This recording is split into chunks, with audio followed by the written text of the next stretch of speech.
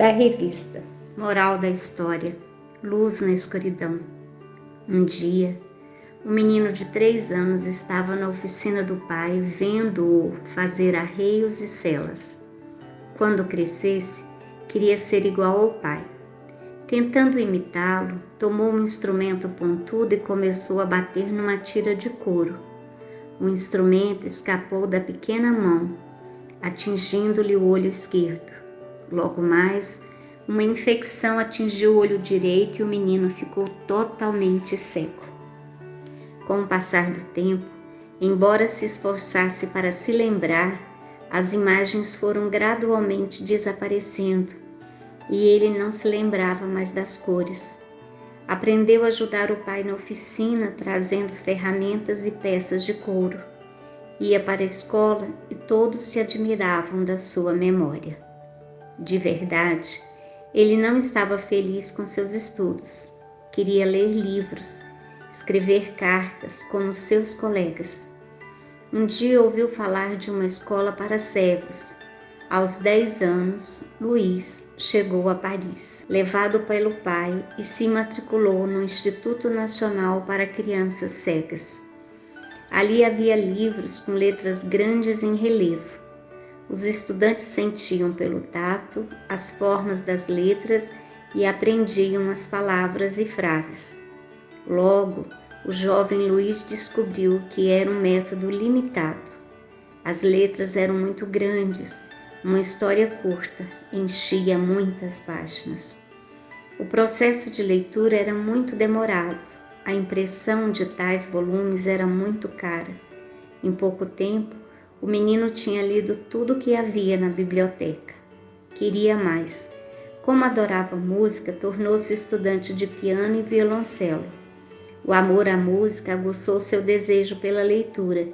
Queria ler também notas musicais. Passava noites acordado, pensando em como resolver o problema.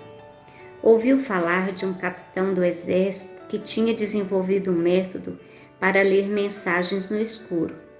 A escrita noturna consistia em conjuntos de pontos e traços em relevo no papel.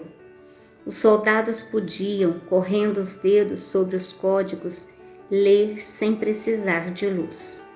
Ora, se os soldados podiam, os cegos também podiam, pensou o garoto. Procurou o capitão Barbier, que lhe mostrou como funcionava o método.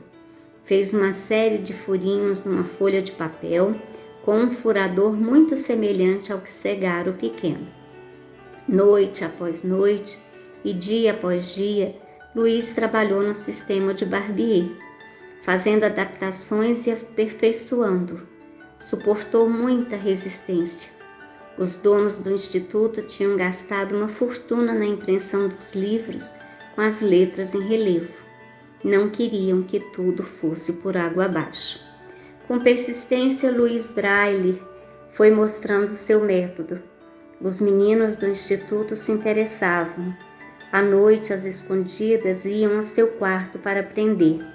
Finalmente, aos 20 anos de idade, Luiz chegou a um alfabeto legível com combinações variadas de 1 a 6 pontos. O método Braille estava pronto. O sistema permitia também ler e escrever música. A ideia acabou por encontrar aceitação.